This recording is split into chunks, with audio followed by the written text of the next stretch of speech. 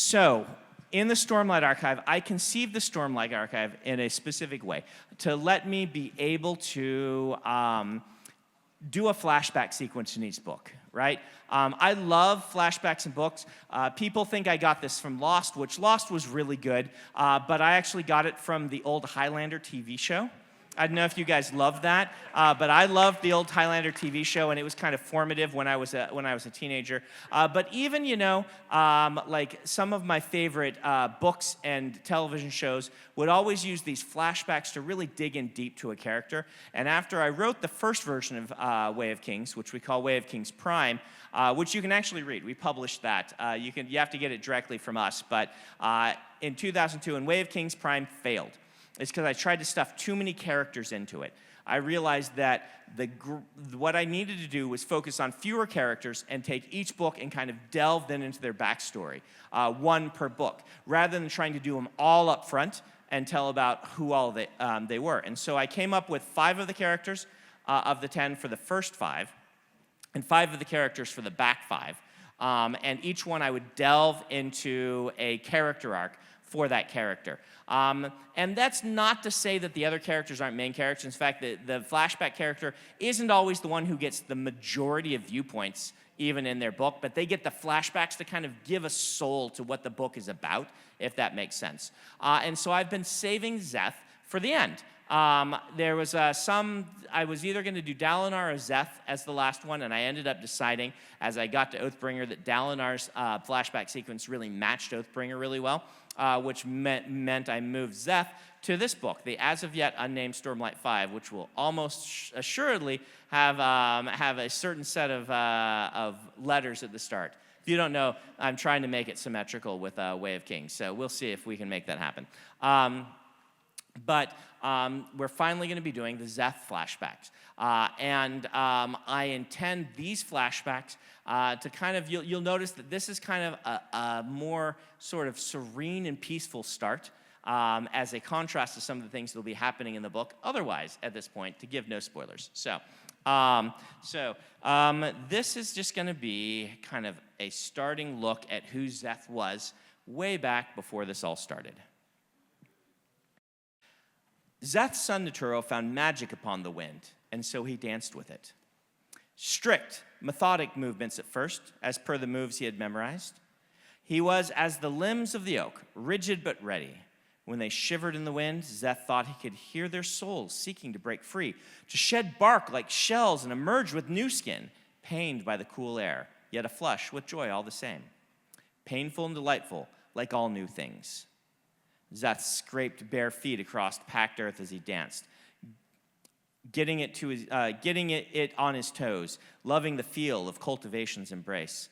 He moved in a wide circle, getting just close enough to the edge to feel feet on grass before dancing back, spinning to the accompaniment of his sister's flute. It almost seemed alive itself, providing him with a partner for his dance. Wind made alive through sound. The flute was the voice of the air itself. Time became thick as he danced, molasses minutes and syrup seconds. Yet the wind wove among them, visiting each moment to linger before spinning away. He followed it, emulated it, became it.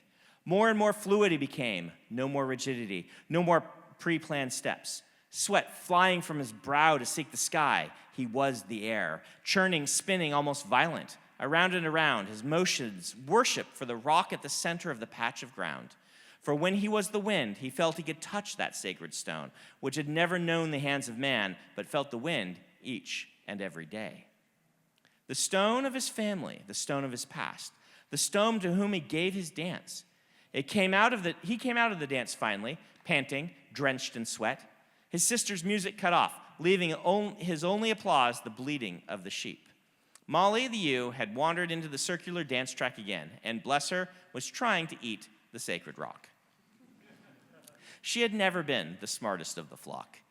Szeth stood, breathing deeply, feeling the sweat stream from his face and pool at his chin, wetting the packed earth below with speckles like stars. "You practice too hard," his sister, Elid's daughter Neturo, said. "Seriously, Szeth, can't you just relax once in a while?"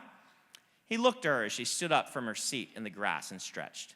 Elid, at 14, was 3 years older than he was. Like him, She was on the shorter side, though she was squat where he was spindly. Trunk and branch, Dolk son Dolk called them, which was kind of appropriate, even if both Dolks were idiots. She wore orange as her splash, the vivid piece of colorful clothing that marked their station. A bright orange apron, in her case, across a gray dress and a vibrant white undergown that poked through to cover forearms and collar. She spun her flute in her fingers, uncaring, like she hadn't broken her previous one doing just that. Szeth bowed his head and walked over to get some water from the barrel. Rainwater had filled with pure, clean water, not a speck of dirt. He enjoyed looking through it, down all the way to the wooden bottom. He liked seeing things that couldn't be seen, like air and water, things that were there, yet not all at once. "Why do you practice so hard?" Elid said. "There's nobody here but the sheep." "Molly likes my dancing," Szeth said softly. "Molly is blind," Elid said. "She's licking the dirt right now." "Molly likes to try new things," he said, smiling and looking toward the old ewe. "Whatever," Elid said, flopping back on the grass. "Wish there was more to do out here." "Dancing is something to do," he said. "The flute is something to do. We must learn to add so that—" She threw a dirt clod at him. He dodged easily, his feet light upon the ground. He might be only 11, but some in the village whispered he was the best dancer among them. He didn't care so much about that. He only cared that he was doing it right. If he did it wrong, then he still had to practice. Ela didn't think that way. It bothered him how blasé she was about her practicing, but she didn't like talking to him about it. She seemed like a different person these days. Szeth shook his head and tied back on his splash, a red handkerchief he wore around his neck. He then went to count the sheep. A few minutes later, when he walked past Elid on his way to count new ones on the other side of her, she was still laying and staring at the sky. "Do you believe," she said, "the stories they tell about the lands on the other side of the mountains?" "The lands of the Stonewalkers," he said. "Why wouldn't I? 37, 38, where was Swallow? They just sound so outlandish." "Elid, listen to the words you say. Of course stories about outlanders are outlandish." There she is, 39. "But really, Szeth," she said, "lands where everyone walks on stones? Like, what do? Pick them out in the ground and only hop from one stone to one stone, avoiding the soil?" Szeth glanced at the family stone. It peeked up from the earth like cultivation's own eyeball, staring at the sky, unblinking. 6 feet across, but maybe with more of it buried, it was a vibrant red-orange, a splash for Roshar, like the one he wore. He'd chosen his color deliberately. "I think," he said to her, "there must be a lot more rock out there. I think it's hard to walk without walking on stone. That's why they get desensitized to it." "But where do the plants grow then?" she said.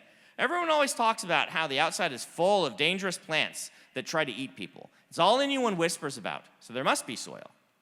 "True, unless all these plants were like moss." He had trouble imagining fluffy curls of moss being dangerous, though. Maybe the terrible vines he heard about grew from patches of soil stretched out long, like tentacles, or like the ones from the things that lived in the tidal pools a short distance down the coast. "I heard," she said, "they constantly try to kill each other out there, that nobody adds, they only subtract." "Who makes the food then?" he said. "They must eat each other," she replied. "Or maybe they're always just starving. You know how the ones on the coast are." "Those ones." He looked nervously into the distance, though you could only see the ocean on the clearest of days. His home of Clermont was at the very edge of a broad plain, excellent for grazing, with an ocean beyond on the southeastern border edge of Shinovar. An honored location, near one of the monasteries just along the mountain ridge, where one of the sacred honor blades was kept. In Szeth's estimation, it was the perfect place to live. You could both see the mountains and visit the ocean. You could walk for days across the vibrant green prairie, and there was never a lack of grazing land for the sheep. He bent down next to old Molly, scratching at her ears as she rubbed her head against him. She might lick rocks and eat dirt, but she was also good for a hug. He loved her warmth, the scratchy wool on his cheek, the way she always stayed nearby to keep him company when the others wandered. She bleated softly as he finished hugging her, then wiped the salty, dried sweat from his head. Maybe he shouldn't practice so hard, but he knew he'd gotten a few steps wrong and had stumbled a few times. Their father said they were blessed in their lives as people who could add beneath the farmer's eyes. Just the right station in life, not required to toil in the field, not forced to kill and subtract, allowed to tend the sheep and develop their talents. Free time was the greatest blessing in the world. Maybe that was why the men of the ocean sought to kill them and steal their sheep. If you lived your life out in the lands where everyone walked on stones, where your morals withered, and you must think only to take.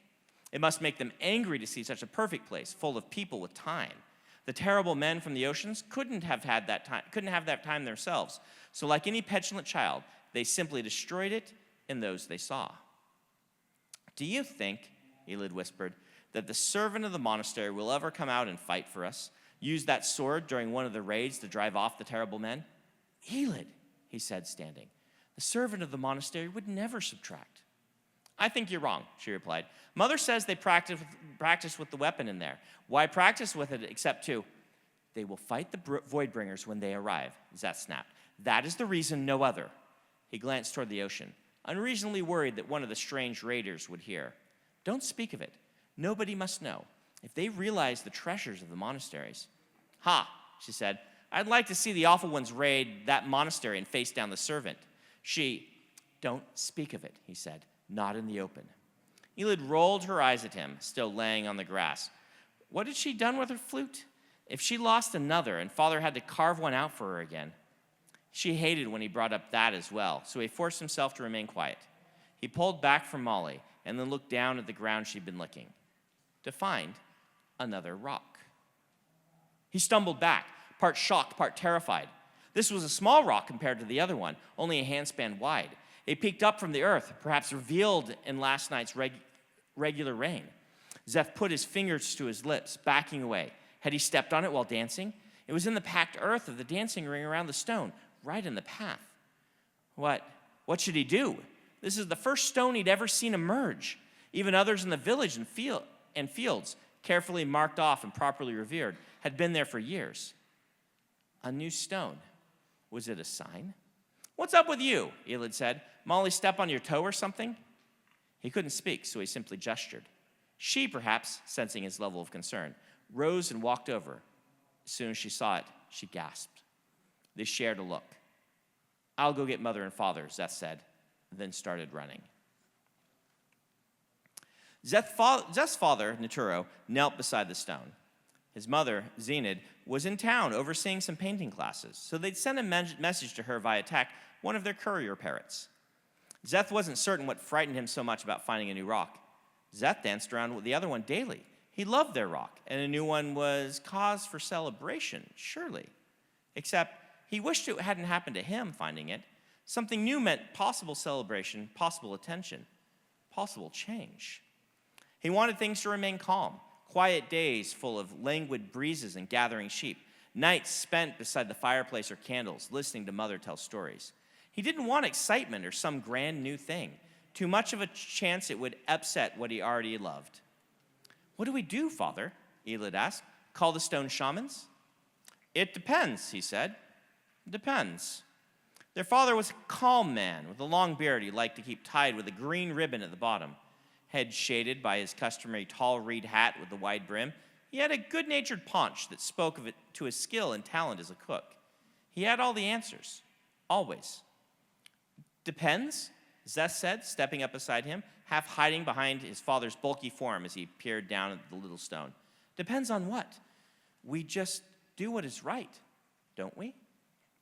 Father glanced at their larger stone, then at this one. A single rock is a blessed anomaly. Two might mean more, might mean the Spren have chosen this region. Wait, Elid said, hands on hips. What do you mean? I mean, Father said, there might be others hiding beneath the surface here. Unlikely, but possible. Stone shamans will want to take the entire region, set it off, preserve it, and watch for a few years at least. See if anything else emerges. And us? Szeth asked. Well, we'll have to move, Father replied. Tear down the house just in case it's accidentally on holy ground. Set up somewhere else, wherever the farmer finds land for us. Maybe in the town. In the town? Szeth looked, turning into the distance, though the nature of the rolling hills prevented him from seeing the town unless he climbed to the top of one. It was close enough to be walk to in an hour or so. He liked it that far away. He found the place noisy, congested, smelly. In the town, it felt like the mountains weren't right around the corner because the buildings blocked them out. It felt like the meadows had gone brown, replaced by dull roadways. It felt like the ocean was far off because you couldn't smell the breezes coming off it of the water any longer. He didn't hate the town, but he got the sense that it hated the things that he loved. I don't want to move, Elid said. We did something great. We found a rock. We shouldn't be punished. If it's right, Szeth said, then we just have to do it, though. Right, Father? Father was silent. He stood up, pulling at his trousers, and waited. Soon, Szeth picked out someone hurrying along the path between hills toward their home. A single woman, wearing a long green skirt as her splash, an audacious amount of color for their station. White apron over the front, curly, light brown hair that punched up around her head like a cloud. She was carrying a shovel. Szeth gasped, jaw dropping. That couldn't mean... She hurried up to them, shovel on her shoulder. Father nodded to the new rock, and Mother let out a relieved sigh. So small? You had me worried with that message, Ninturo. Mother, Szeth said, what are you doing? Just a quick relocation, she said, slapping the wooden shovel. We'll dig up the rock, haul it off a few hundred yards, then place it in the soil there. Let it rain a little so it seems to have naturally poked up, then tell everyone about it. Szeth gasped. We can't touch it. Mother put on a pair of gloves, pulled a pair of gloves from her pocket. Of course not. That's why I brought these gloves, dear. That's the same thing, Szeth said, horrified. He looked to his father. We can't do this, can we? Father scratched his beard. Depends, I suppose, on what you think, son. Me? You found the rock, Father said, looking to Mother, who nodded in agreement, so you can decide. I pick what's right, Szeth said immediately. Is it right for us to lose our home? Father asked. Szeth pulled back, glancing at the house. There might be dozens of rocks down under here, Father said. But if that's the case, we should absolutely move. But in the hundreds of years that rain has fallen on this plain, only one has emerged. So it's unlikely.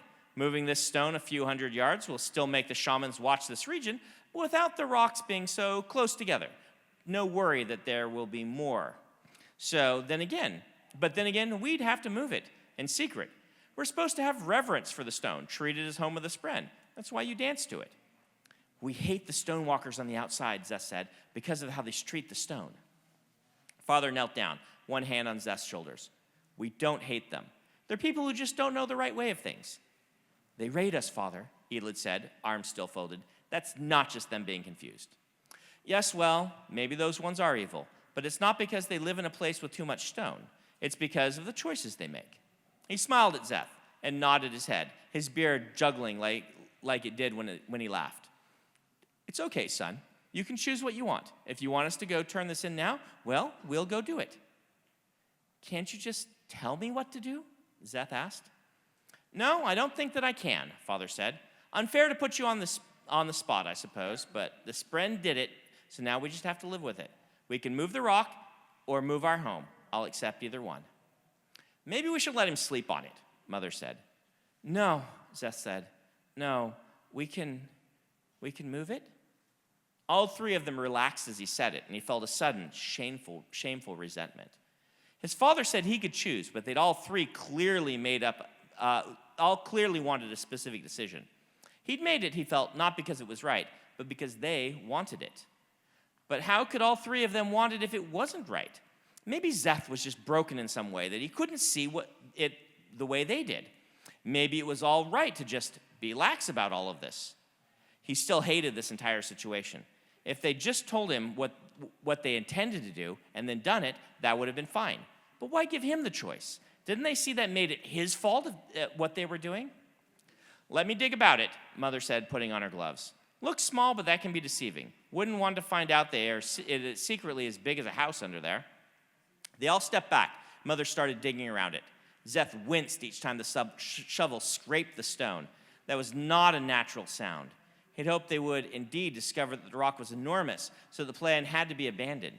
But in the end, it really was just kind of small, a foot across at its widest. He could have held it in one hand if he'd wanted to. No, don't think like that, he told himself, put his hand down to his side. Molly the ewe, seeming to have sensed his tension, rubbed up against him, and he felt at her wool, her warmth, hoping to draw strength from it. Her mother seemed a little unsure now that she dug the rock out. She stepped back, leaving it in the hole. She hadn't touched it at all. You scraped it, Elid said. That seems kind of obvious that it has a scrape on it. Once we've buried it again, Mother said, no one will see those scrapes. How much trouble would we be in if someone finds out what we did? Elid asked. I suspect the farmer wouldn't be happy, Father said. He laughed then, and it seemed genuine. Might require some cake to make up for it. Don't get that look, Szeth. We'll show devotion because we choose to. And so that kind of devotion is ours to make. I don't understand, he said. Don't the stone shamans tell us what to do? They tell us the teachings of the spread, Mother said. She shouldered her shovel. But we choose how to interpret the teachings. That's what we're doing. What we're doing today is reverent. Enough for me, at least. Szeth thought on that for a moment and wondered, as this was not the first clue in his life, but might be the most stark one, if this was the reason perhaps they chose to live on the outside of town. Even other shepherd families lived inside the buildings there, beneath the shadow of the monastery. He'd gone with his family each month for devotion since he could remember. He didn't dare think that his family wasn't faithful, yet the older he got, the more he had questions like these. It was only today, however, that he'd really confronted the fact. What did he feel about his parents doing something he knew the shamans wouldn't approve of? They were all still standing there, staring at the rock when the horn sounded. Father looked up, then whispered a soft prayer to the spren of their stone. The horns meant raiders on the coast, coming in from the east and the lands of the stonewalkers. Szeth felt an immediate panic. What do we do? He said. Gather the sheep, Father said. Quickly, drive them toward Dyson's Valley near the town. Father, the farmer has troops in that region. We'll be safe if we move inland. But this, Szeth said, gesturing to the rock. This! Mother, suddenly seeming determined, just reached down and grabbed it in two gloved hands. Together, all four of them froze, then looked inward toward the family stone. It sat there, unblinking, unmoving. None of them were struck down, and Szeth thought he could tell from the way his parents relaxed after a moment that they hadn't been certain what would happen either. At least it seemed his parents hadn't secretly been moving rocks around all their life. This was a new experience for them. Mother walked over to the nearby tree, then carefully placed the stone into a gnarled nook near the roots. She then hid it with a handful of leaves. That will do for now, she said. If raiders do come to the house, they'll think nothing of a stone. They don't feel or commune with them. They ignore the spren. Father and Elid went to start gathering the sheep. Szeth just held to Molly, who bleated softly and wished this day had never begun. So there we go.